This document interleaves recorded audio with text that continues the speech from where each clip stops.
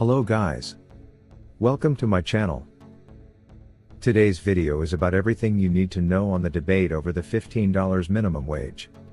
House Democrats have included a minimum wage hike in the third COVID relief bill, although a ruling from the Senate parliamentarian means it can't be included in the final package. Now let's have a look on sample debate over the $15 minimum wage from Republican and Democrat side.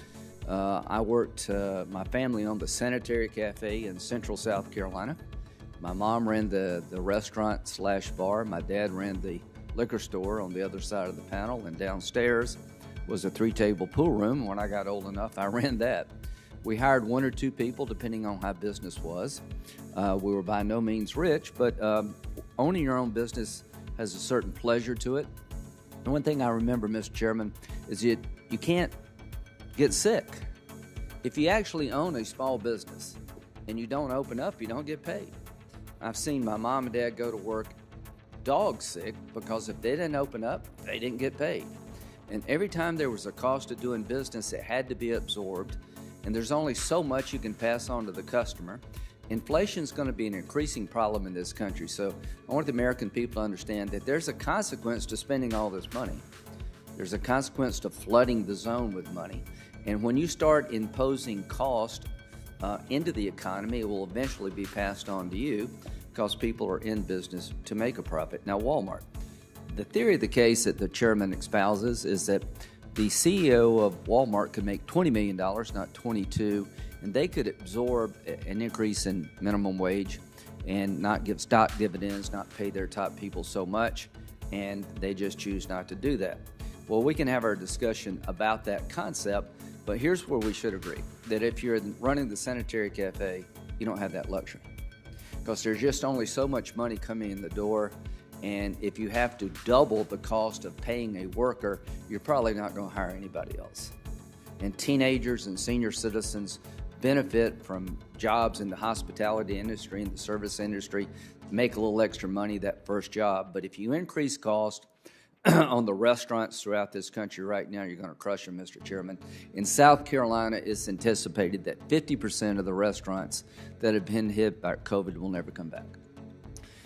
The state government and local government are mandating reduced seating because of COVID. They're mandating increased cost of doing business, and restaurants are struggling to stay alive. The PPP loans have been helpful, but they're not going to be around forever. And the bottom line, Mr. Chairman, is if we impose a new mandate on the expense side, combined with mandates to reduce revenue, we're going to crush these people. You have been championing this idea for a long time. I would just urge you that during the COVID crisis, the last thing the federal government should be doing is doubling the cost of doing businesses for small businesses in the hospitality service industry that are barely making it to begin with. And this has got nothing to do with COVID. It's in the COVID package. So I hope that you will understand that the 1.4 million jobs that CBO anticipates to be lost are going to come from people at the lower end. The Walmart guy's not going to lose his job. Who's going to lose his job? Some teenager or senior citizen who's able to get a little extra money and start building a resume. So my belief is there will be a time to look at increasing the minimum wage. That during the COVID crisis, this is the worst possible time to increase mandates on small businesses because they're barely making it to begin with. And I look forward to working with you about how could we, in a responsible way, increase the minimum wage. But right now is not the time, in my view. And the construct you set up about corporate America versus everybody else, we'll have decades to talk about that, years to talk about that.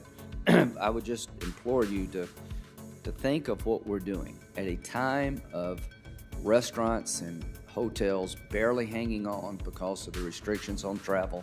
The golf industry in Myrtle Beach has been hit hard because people can't come and go like they used to. Is that now is not the time to do this, and I would just ask my Democratic colleagues to think long and hard about what you're doing. Because at a time when business is barely making it, if this ever became law, we would crush them.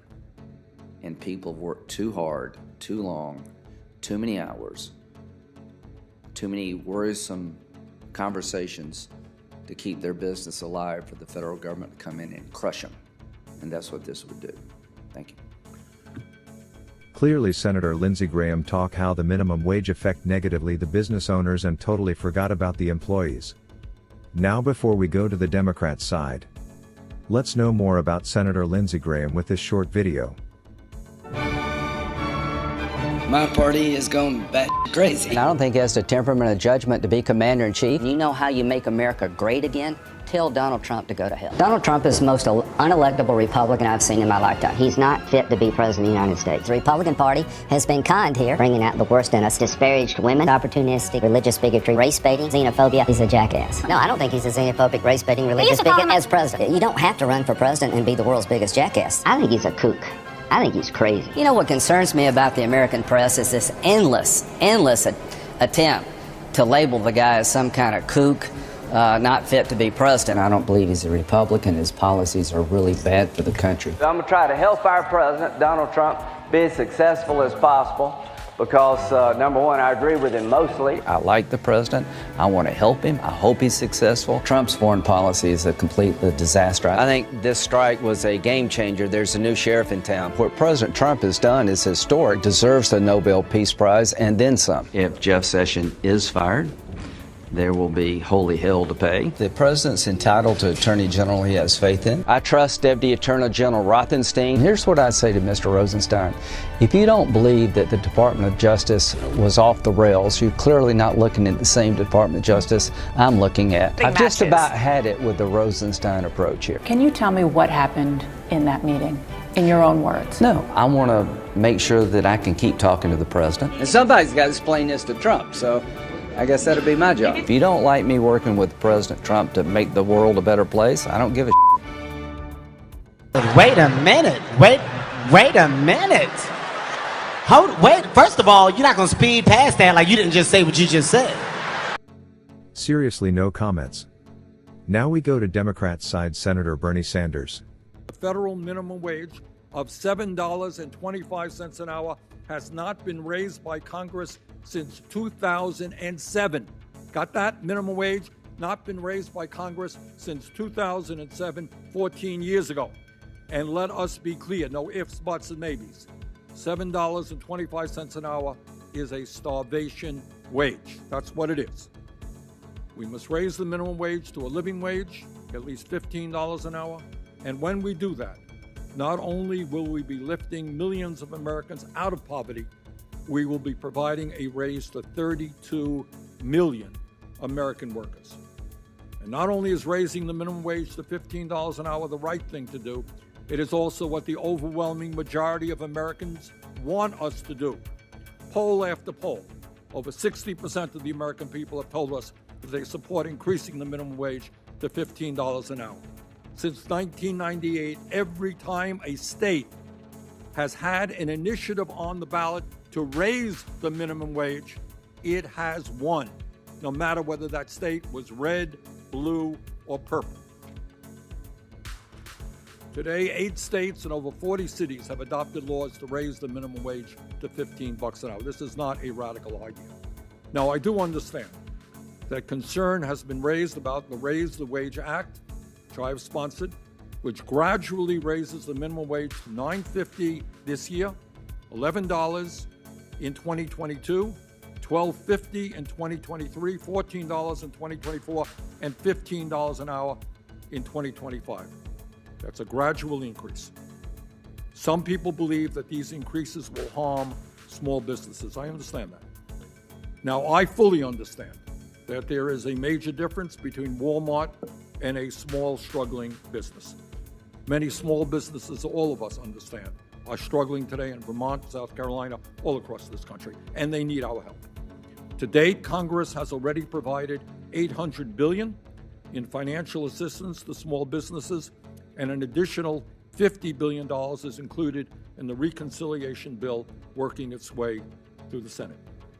I am also sympathetic to providing small businesses with the tax relief that they need to offset some of the increased labor costs associated with the minimum wage increase, just as Congress has done virtually every time that it has increased the minimum wage.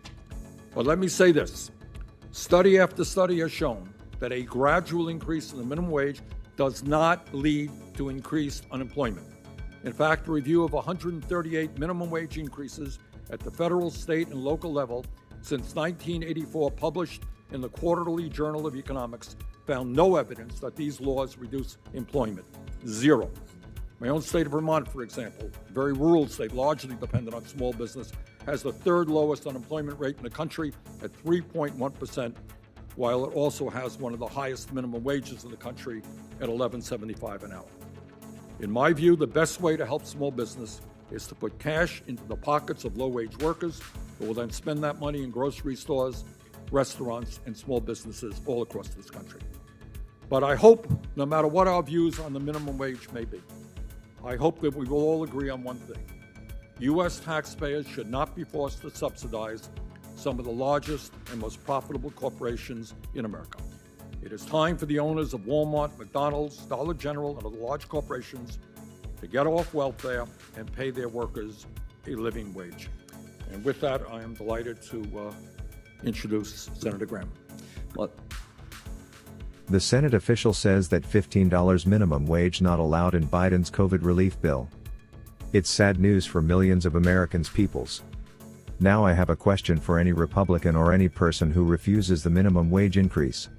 Can you live with minimum wage $7.25 or even $10? Let me know, guys, what do you think? Thank you guys for watching. See you next video. Subscribe, like, and leave a comment.